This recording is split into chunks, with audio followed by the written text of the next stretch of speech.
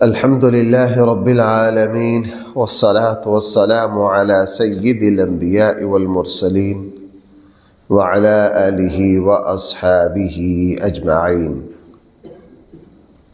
أما بعد فأعوذ بالله من الشيطان الرجيم. بسم الله الرحمن الرحيم. ويوم يناديهم فيقول أين شركائي الذين كنتم تزعمون قال الذين حق عليهم القول ربنا هؤلاء الذين أغويناهم كما غوينا تبرأنا إليك ما كانوا إيانا يعبدون. صدق الله مولانا العظيم. ان آیات میں قرآن کریم نے میرے اور آپ کے سامنے میدان محشر کا وہ منظر رکھا ہے جس وقت اللہ تعالی شرک کرنے والوں کو اور انبیاء علیہم الصلاۃ والسلام کے انکار کرنے والوں کو بلائیں گے. اللہ کی بارگاہ میں پیشی ہوگی، ان کا مقدمہ لگے گا، ان کے مقدمہ کی سماعت ہوگی. تو وہاں کیا مکالمہ ہوگا قرآن کریم نے اس کو یہاں بیان کیا.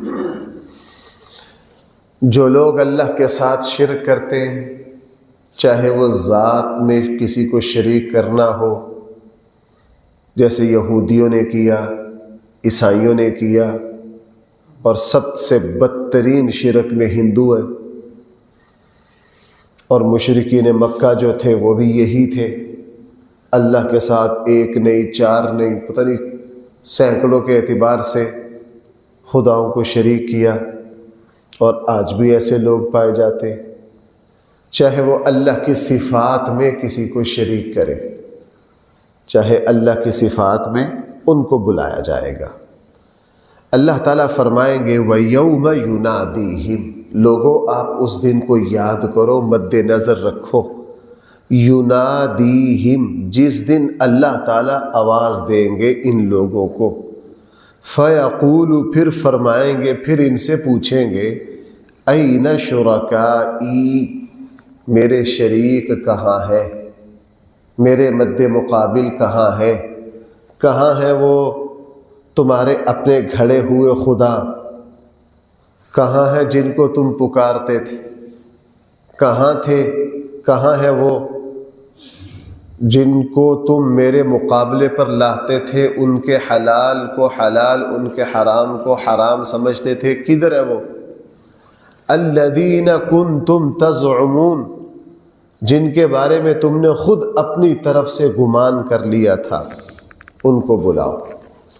قال الذین حق علیہم القول، وہاں کہیں گے، عرض کریں گے وہ لوگ جن پر ثابت ہو چکا فیصلہ، یعنی جو پکے کافر ہیں، عذاب جہنم جن کے بارے میں طے ہو چکا، وہ اللہ کی عدالت میں جواب دیں گے. وہ جواب بڑا حیرت والا ہے، بڑا عجیب ہے. کہیں گے ربنا ہؤلاء الذین اغوینا، اے ہمارے رب. گفتگو کہاں سے شروع کر رہے؟ اے ہمارے رب.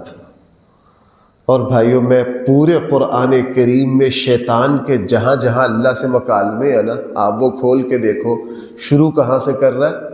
رب سے.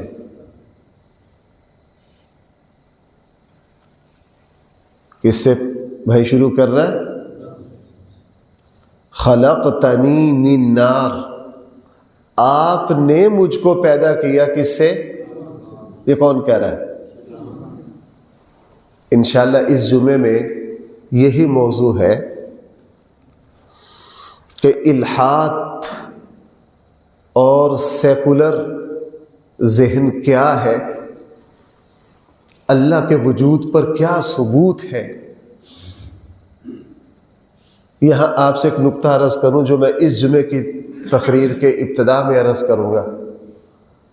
سیکولر، ملحد، دہریہ یہ شیطان سے بھی بدتر ہے، اس لیے کہ شیطان نے اللہ کا انکار نہیں کیا، اللہ کے خلیفہ اور رسول کا انکار کیا۔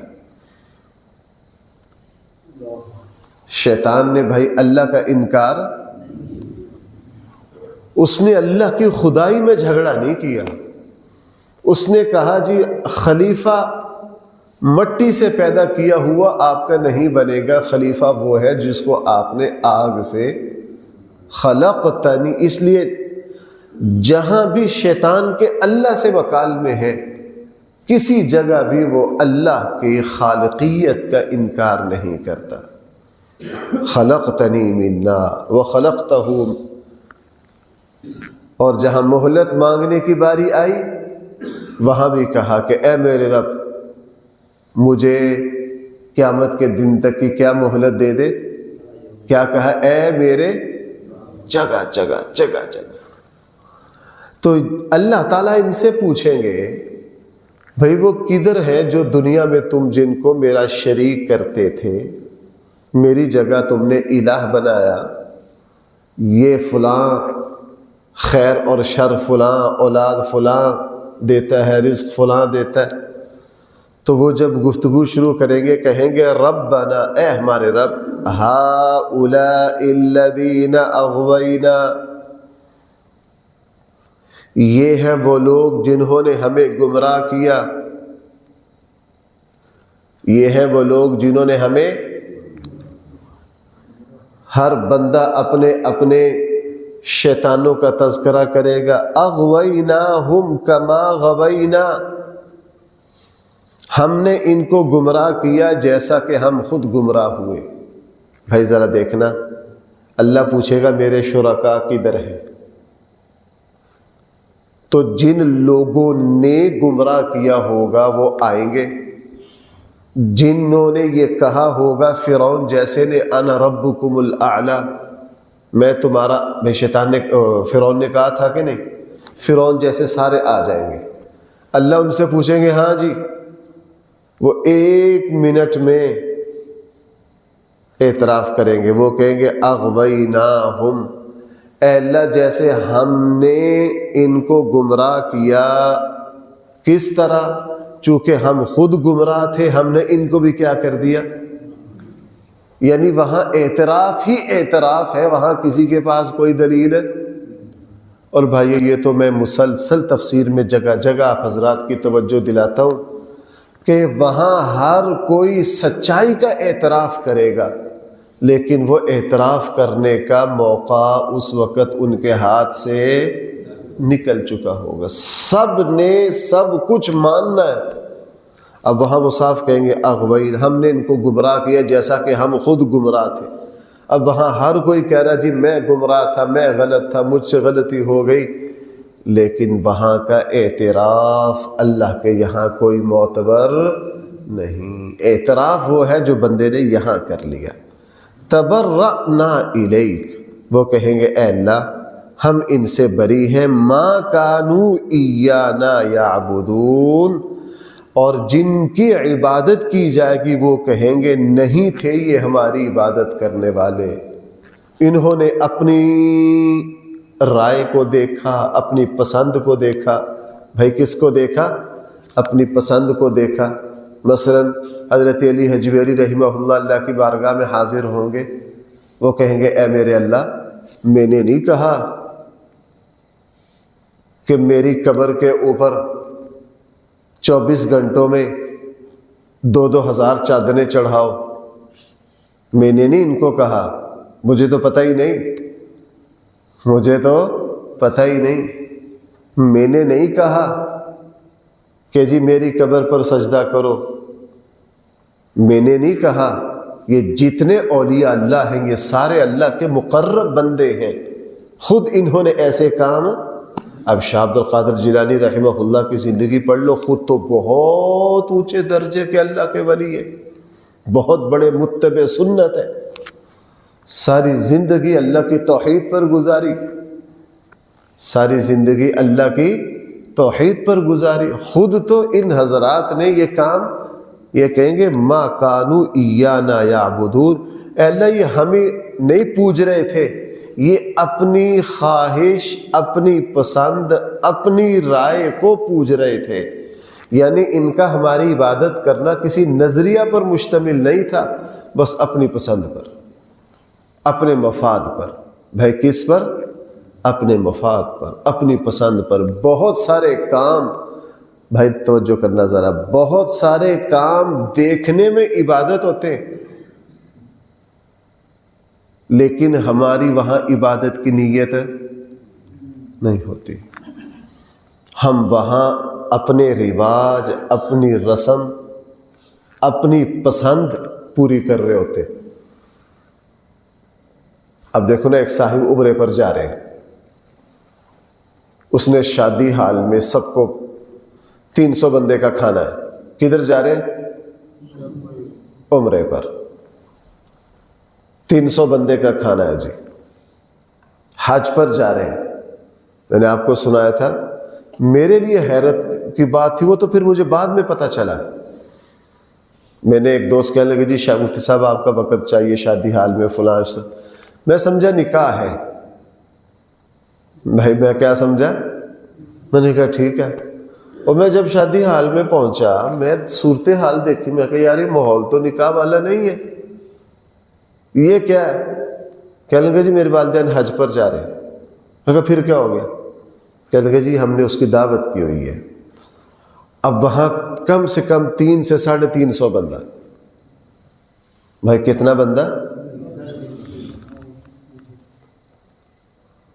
اب اگر ہم وہاں صحیح بات نہ کہیں تو بھائی ہم اللہ کے یہاں مجرم ہیں.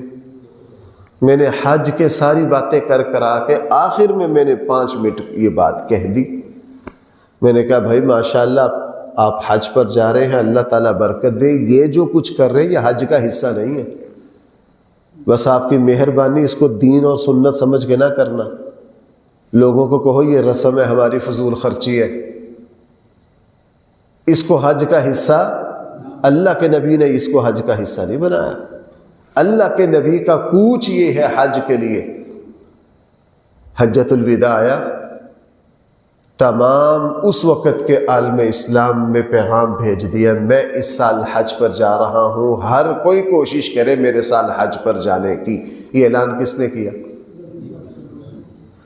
رسول اللہ صلی اللہ علیہ وسلم عصر کے لگ بھگ حضرت عائشہ رضی اللہ عنہا نے اللہ کے گھر میں غسل کیا. حضرت عائشہ نے اللہ کے نبی کا احرام نکالا، اس کو خوشبو لگائی، چونکہ نیت کرنے سے پہلے احرام کو خوشبو لگانا سنت ہے.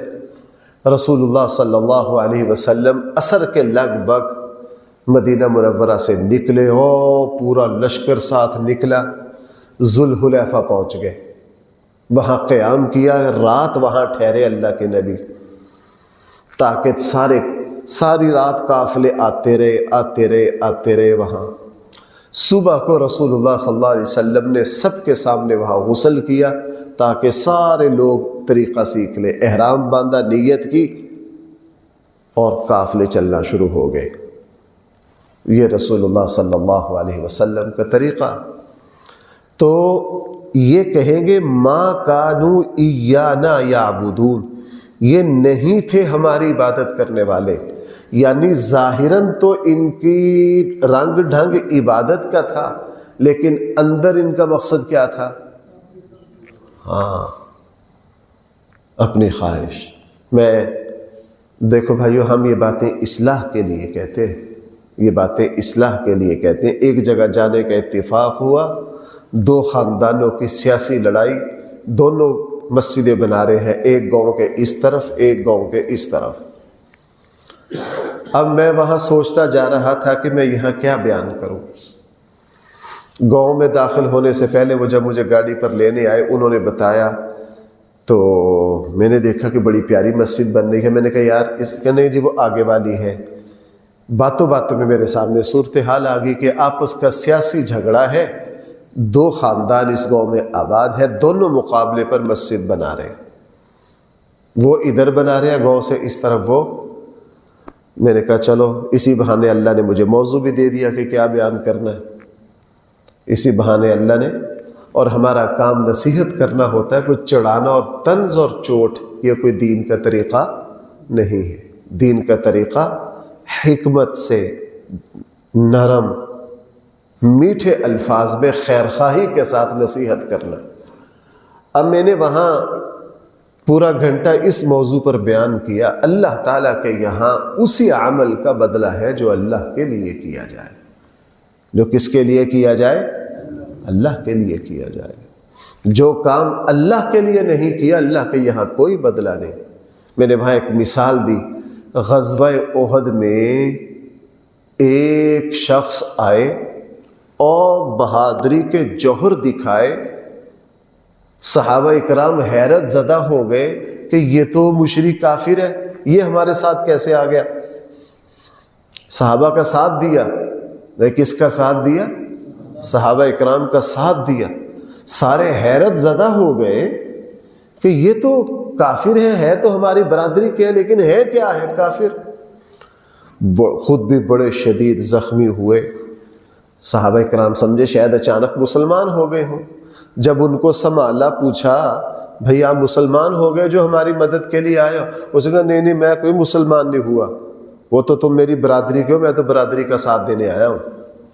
میں تو کس کا ساتھ دینے آیا ہوں؟ اور اتنے شدید زخمی ہوئے، وہیں ان کا انتقال ہو گیا۔ رسول اللہ صلی اللہ علیہ وسلم سے پوچھا گیا اللہ کے رسول ان کا کیا حشر ہوگا، کیا نتیجہ نکلے گا؟ حضور نے فرمایا جہنم میں جائیں گے، اس لیے کہ یہ برادری کا ساتھ دیتے دیتے مرے ہیں، اللہ کے دین کا ساتھ دیتے دیتے۔ اسلام تو قبول ہی نہیں کیا انہوں نے، اسلام تو۔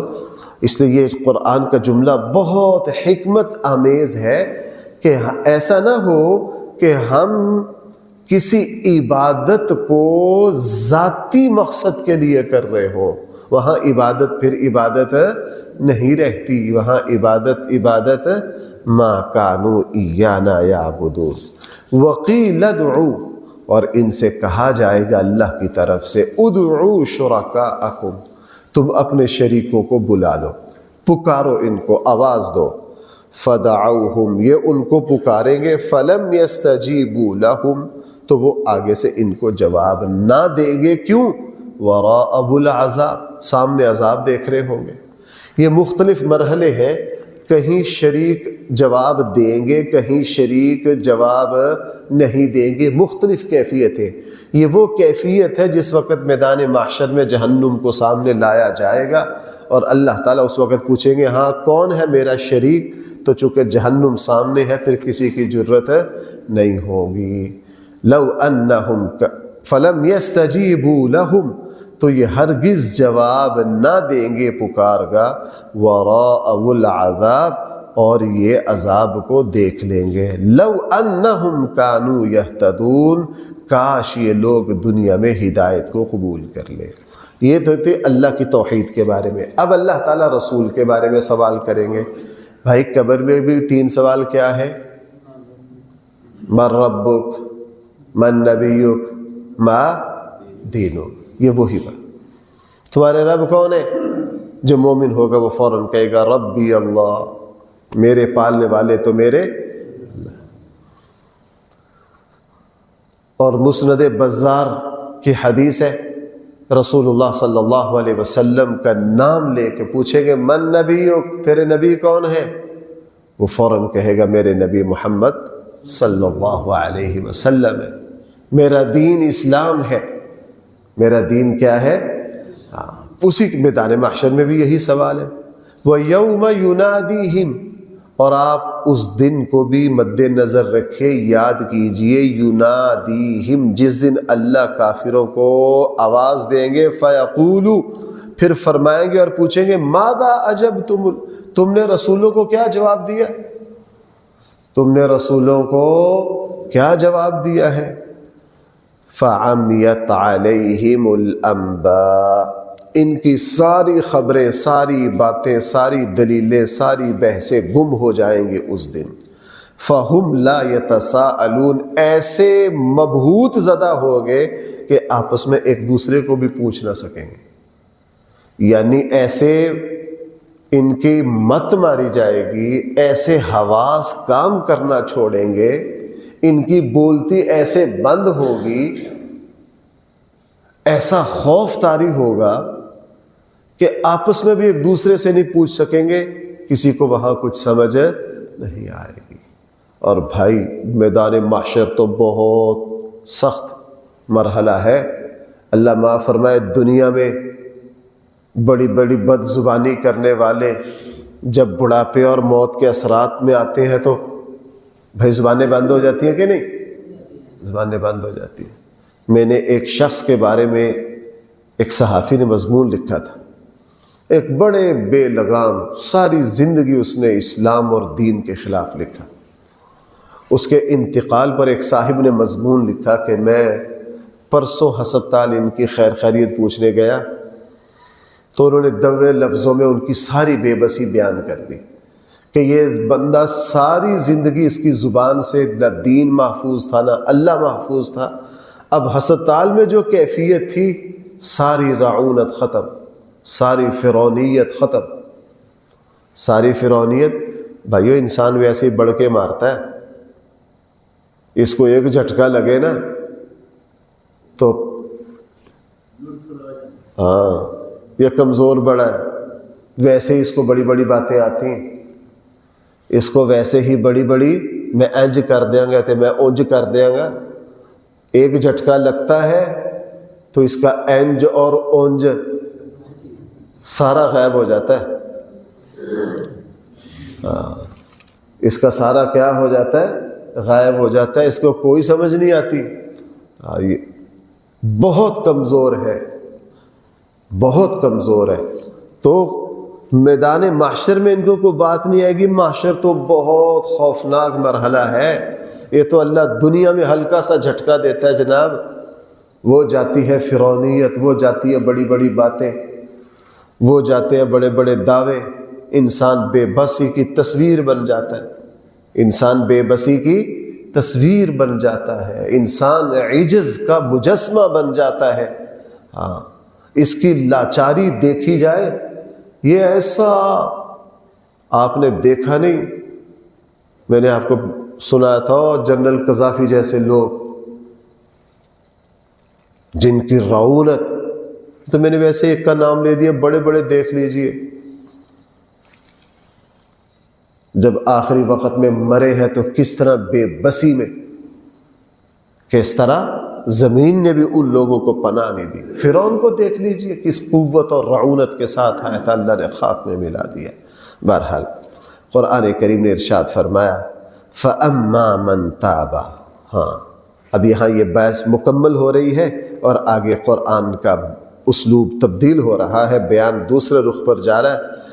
خلاصے کے طور پر 2-3 رکوع 3-4 رکوع سے فرعون اور یہ ساری داستان سنا کے قرآن آخر میں اس بحث کو مکمل کر رہا۔ فَأَمَّا مَن تَابَ، بہرحال جس شخص نے توبہ کر لی، وَآمَنَ ایمان لے آیا، وَعَمِلَ صَالِحًا اور اس نے نیک عمل کر لیا، فَعَسَىٰ أَن يَكُونَ مِنَ الْمُفْلِحِينَ، امید ہے کہ وہ کامیاب ہونے والوں میں سے ہو جائے گا۔ ساری بحث کا حاصل یہ ہے، دنیا میں جو شخص توبہ کر گیا، دنیا میں جو شخص ایمان لے آیا، دنیا میں جس نے تلافی مآفات اپنی زندگی کے کیے کہ بھائی کیا کر لی؟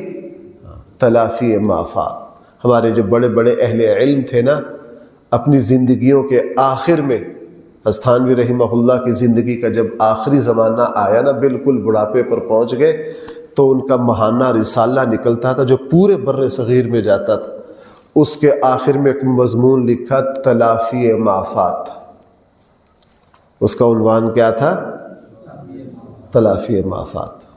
تمام مریدین اس سب میں لکھا، بھائی میں زندگی کے بالکل آخری دنوں میں پہنچ گیا ہوں، زندگی میں اگر کسی سے کوئی لین دین ہو تو وہ میرے ساتھ اپنے معاملات کو درست کر لے یا مجھے معاف کر دے، زندگی میں کسی کو سخت بات کہی ہو میں اس کی معافی مانگتا ہوں، اگر میری چونکہ تصانیف بہت تھی، اگر میری قلم سے کوئی بات حق کے خلاف نکلی ہو تو میرے بعد میرے یہ لوگ موجود ہیں، میں ان کو حکم دے رہا ہوں ان کی تصحیح کر دے، ان کی کیا کر دے.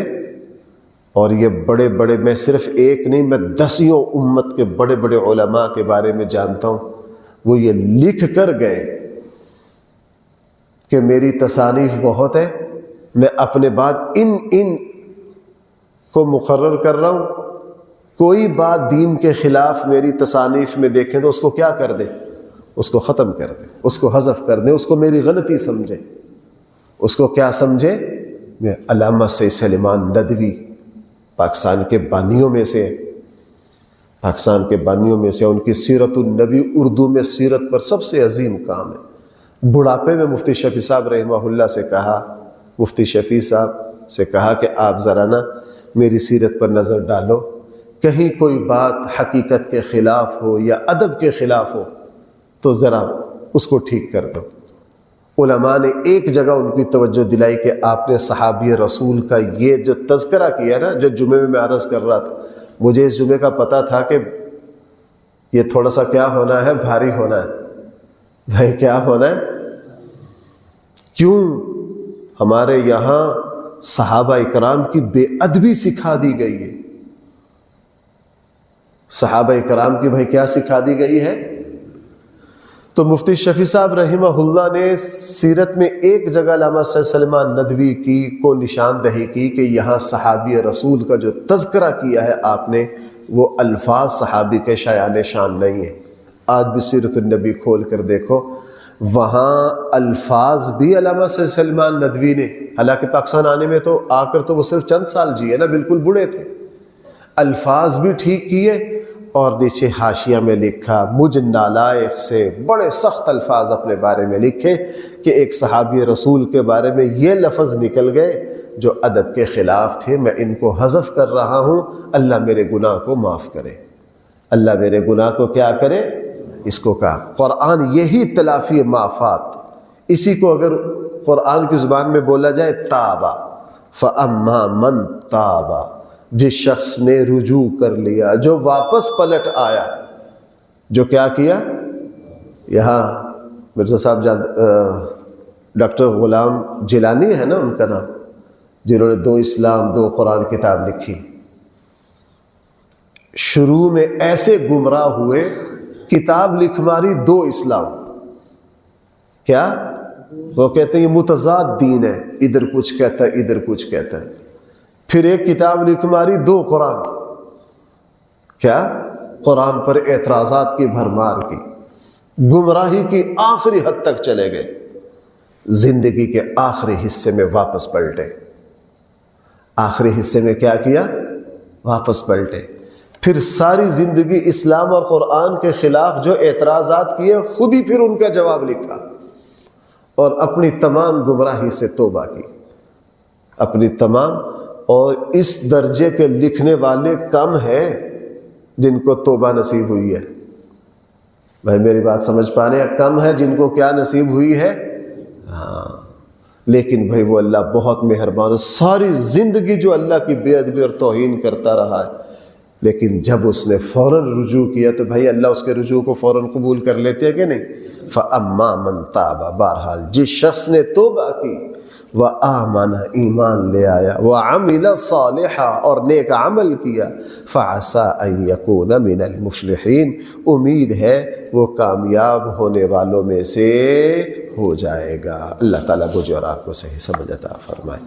الحمدللہ رب العالمین، والصلاة والسلام على سید المرسلین وعلى آلہ واصحابہ اجمعین. ربنا آتنا في الدنيا حسنة وفي الآخرة حسنة وقنا عذاب النار. صلی اللہ تعالی علی خیر خلقہ سیدنا مولانا محمد وآلہ واصحابہ اجمعین برحمتک.